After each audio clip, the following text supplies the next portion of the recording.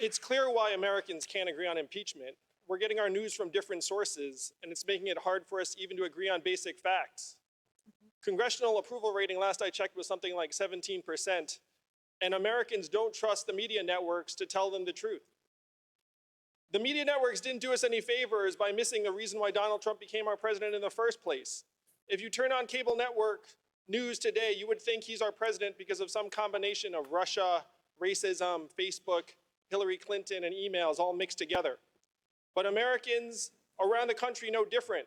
We blasted away 4 million manufacturing jobs that were primarily based in Ohio, Michigan, Pennsylvania, Wisconsin, Missouri. I just left Iowa. We blasted 40,000 manufacturing jobs there.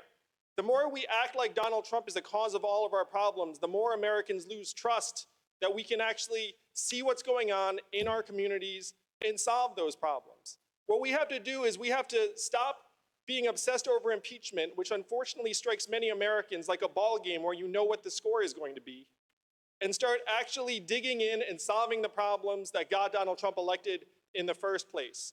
We have to take every opportunity to present a new positive vision for the country, a new way forward to help beat him in 2020, because make no mistake, he'll be there at the ballot box for us to defeat. GDP and corporate profits are at record highs in America today. Also at record highs, depression, financial insecurity, student loan debt, even suicides and drug overdoses. It has gotten so bad that our life expectancy as a country has declined for the last 3 years because suicides and drug overdoses have overtaken vehicle deaths for the first time in American history.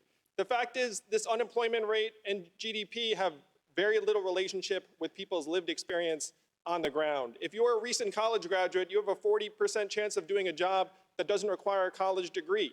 That doesn't show up in the headline unemployment rate, nor does all of the families that are working 2 or 3 jobs to get by. Mr. Yang, 45 seconds on the issue of nuclear energy. Well, first, we should obviously be paying to relocate Americans away from places that are hit by climate change. We're already doing it. We relocated a town in Louisiana that became uninhabitable because the sea levels rose. And we know that town is not alone. That's playing out in coastal areas around the country. The question is, do you leave that town on its own to fend for itself, or do you come together as a country and say, we need to protect our people from climate change? Part of my plan is literally called Move People to Higher Ground, because that's what we need to do. And that's literal and figurative. Here in California, it's forest fires and forest management. On nuclear power, I agree with the research. We need to have everything on the table in a crisis situation, which this is. Other countries have had success with nuclear power, and the next generation thorium reactors have a wealth of potential. Thorium is not radioactive the way uranium is. It doesn't last as long, and you can't make a weapon out of it. If we're going to innovate our way out of this, as Elizabeth is saying, then we have to have nuclear on the table. Topics to you, Mr. Yang. A new question. The Democratic Party relies on Black, Hispanic, and Asian voters, but you are the only candidate of color on the stage tonight, and the entire field remains overwhelmingly white. What message do you think this sends to voters of color? It's both an honor and disappointment to be the lone candidate of color on the stage tonight. I miss Kamala, I miss Cory, though I think Cory will be back.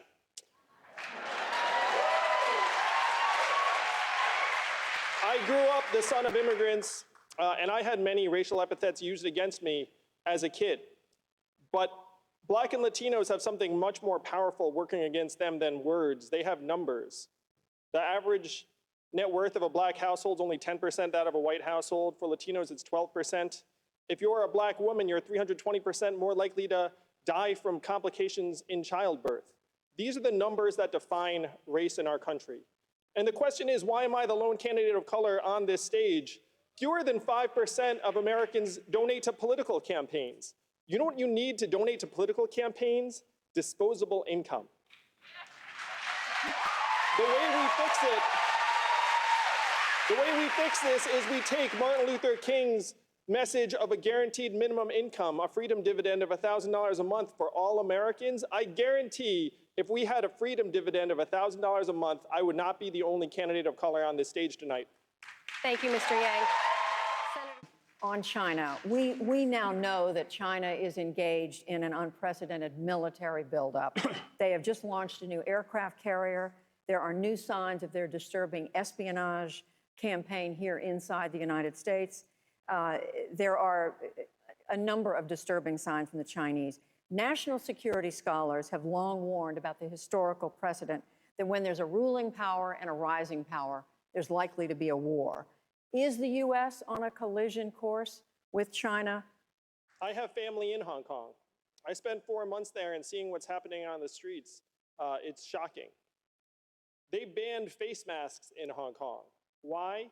Because they have AI technology that now is using facial recognition to identify protesters if they so much as do anything on the street, so they can follow up with them and detain them later. This is the rivalry that we have to win where China's concerned. They're in the process of leapfrogging us in AI because they have more data than we do, and their government is subsidizing it to the tune of tens of billions of dollars.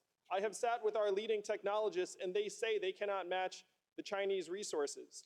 China just produced its first major smartphone that does not have Google apps, and it is now trying to export its technology to the rest of the world. What we have to do is build an international coalition to set technology standards, and then you can bring the Chinese to the table in a very real way, because this is their top priority, and this is where we need to outcompete them and win. Will you move on a permanent legislative fix for Dreamers in your first 100 days if elected? Of course I would. I'm the son of immigrants myself, and I know that Dreamers are essentially Americans in everything but this legal classification.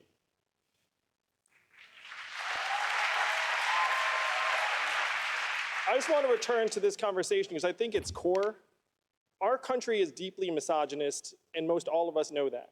Money and men are tied together. That's where I thought Elizabeth was taking the conversation. The fact is, strong societies would elect more female leaders. Strong men treat women well for the same reasons. I'm on the record saying that you need both strong men and female leaders in government, because the fact is, if you get too many men alone and leave us alone for a while, we kind of become morons.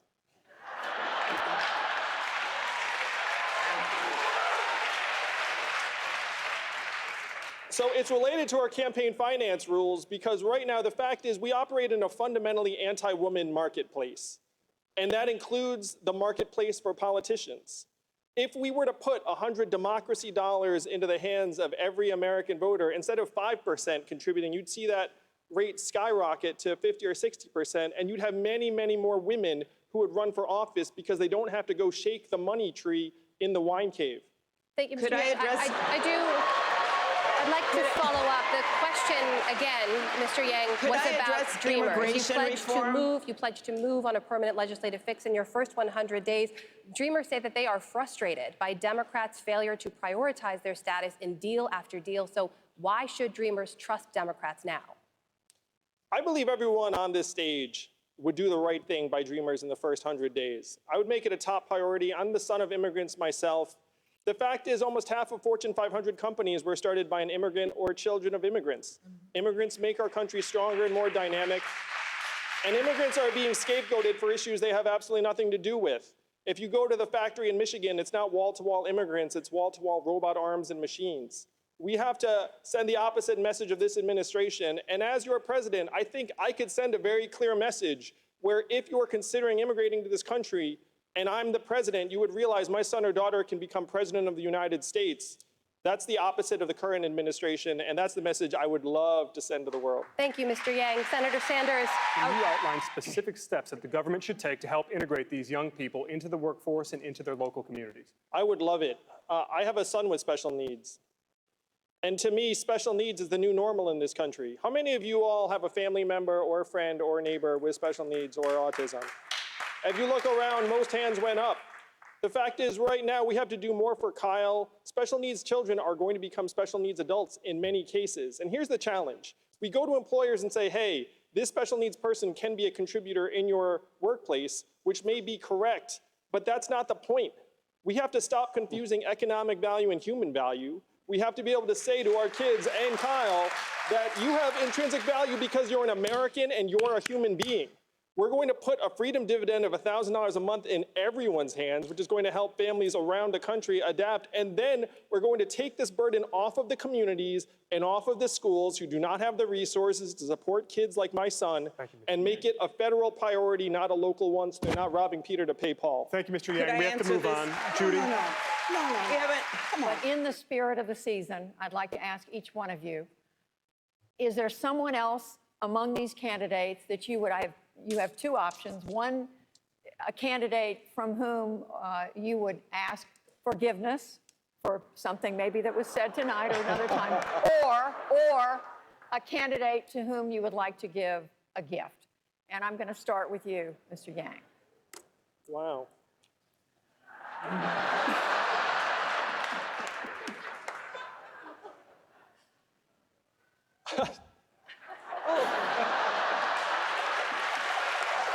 you. Gosh. We could do a labor action and just all go on strike on this one, Andrew. I don't think I have much to ask forgiveness for. You all can correct me on this. In terms of a gift, Elizabeth has done me the honor of starting to read my book. Yes. I would love to give each of you a copy of my book.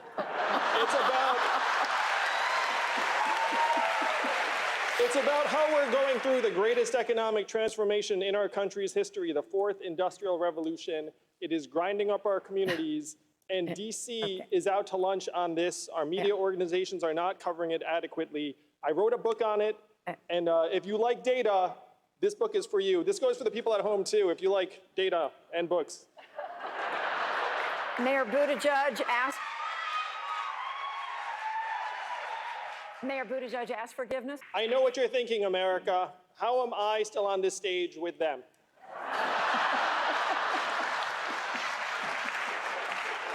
Our campaign is growing all the time because we are laser focused on solving the real problems that got Donald Trump elected in the first place.